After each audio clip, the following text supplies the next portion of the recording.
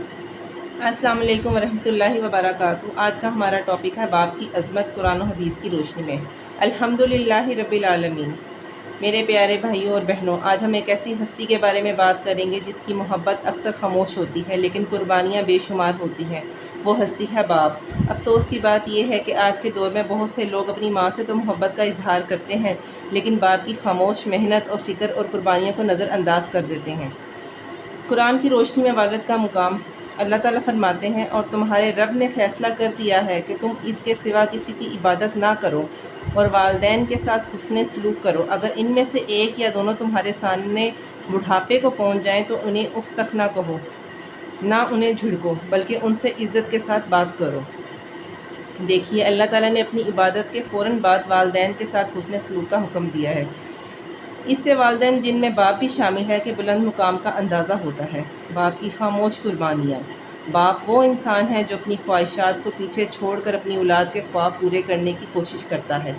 वो धूप में मेहनत करता है ताकि घर में सुकून हो। वो अपनी थकन छुपा लेता है ताकि बच्चों के चेहरों पर मुस्कुराहट बरकरार रहे। कई मरतबा वो अपनी ज़रूरतें कुर्बान कर देता है मगर औलाद की ज़रूरत पूरी करता है।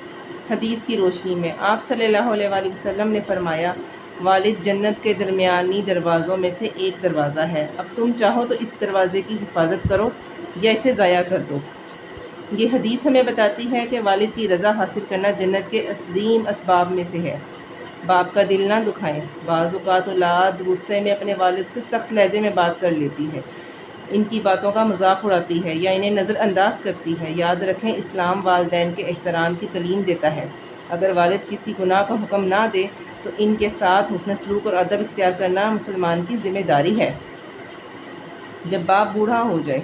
जवानी में जब बाप ने आपको चलना सिखाया और बुढ़ापे में इसने आपके सहारे की ज़रूरत होती है, इस वक्त इसे आपके पैसे से ज़्यादा आपका वक्त, एहतराम और मोहब्बत चाहिए। इसकी बातें गौर से सुनें, इसकी खिदमत करें और इसके लिए दुआ करें।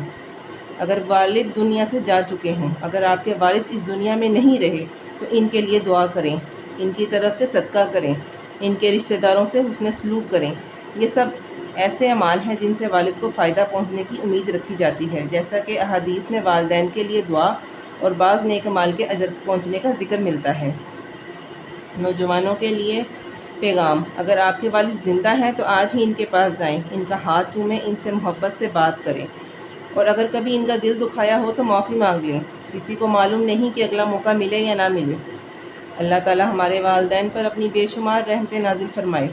जो वालिद ज़िंदा हैं इन्हें सेहत, लंबी उम्र और खैर व आफियत अता फरमाए, और जिनके वालिद इस दुनिया से जा चुके हैं अल्लाह ताला इनकी मग़फ़िरत फरमाए, इनकी कब्रों को जन्नत के बागों में से एक बाग बना दे और हमें इनके लिए बेहतरीन सदका जारिया बनने की तौफ़ीक़ अता फ़रमाए।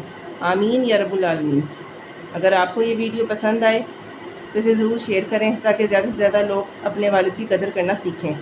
अस्सलाम वालेकुम वरहमतुल्लाहि वबरकातुहू।